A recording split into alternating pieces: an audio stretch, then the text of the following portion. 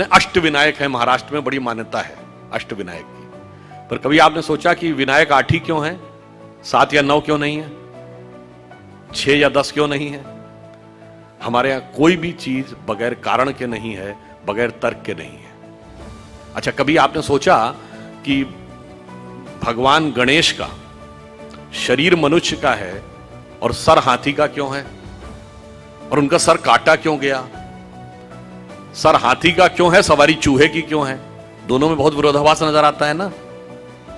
और उसके बाद यदि हाथी का सर है तो उनको एक दंत क्यों कहा गया?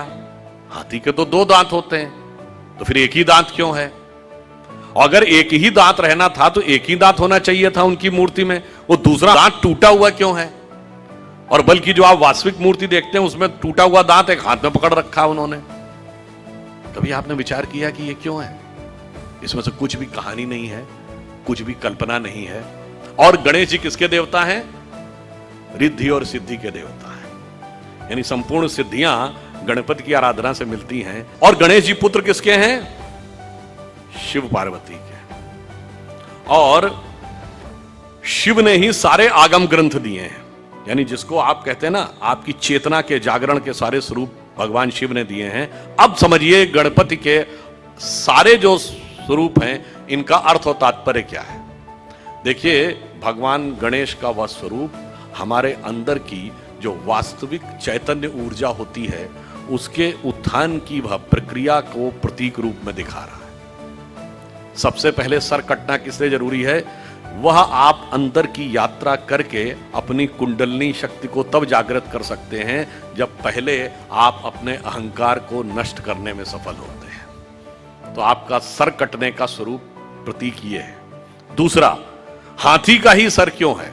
क्योंकि हाथी की जो सूंड है, और आपने देखा होगा हमेशा गणपति की सूंड इस दिशा में यूं है, कभी ऐसे नहीं है। क्यों? वह उस शक्ति का प्रतीक है जो अपवर्ड्स है, यानी जागृत शक्ति, आपके शरीर की कुंडलनी की शक्ति जब वो ऊर्ध्व की तरफ होती है उसका प्रतीक है। और हाथी इसलिए है कि हाथी के मस्तक में गज मुक्ता कहा जाता है। माना जाता है कि हाथी के यहां मस्तक में एक मुक्ता है तो वो ब्रह्मरंध्र का प्रतीक है। और जब वो मुड़ी हुई सूंड ऊपर है, और चूहे की सवारी क्यों है? क्योंकि चूहा जमीन के अंदर जाकर अपना बिल बनाता है। तो जब आप एकाग्र चित्त होकर अपने अंदर की यात्रा में उतरते हैं तभी जाके आप इस शक्ति को पहचान पाते हैं और उस शक्ति को ऊपर उठाने का सामर्थ्य पा पाते हैं। 8 ही विनायक क्यों हैं? क्योंकि 8 चक्र हैं, मूलाधार, स्वाधिष्ठान, अनाहत, आज्ञा, विशुद्ध चक्र और ब्रह्मरंध्र।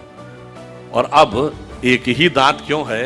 क्योंकि जब आप आज्ञा चक्र से ऊपर जाते हैं तब द्वैत के साथ वह यात्रा नहीं हो सकती, यानी संसार और ब्रह्म 2 में से एक को ही चूज करना पड़ता है।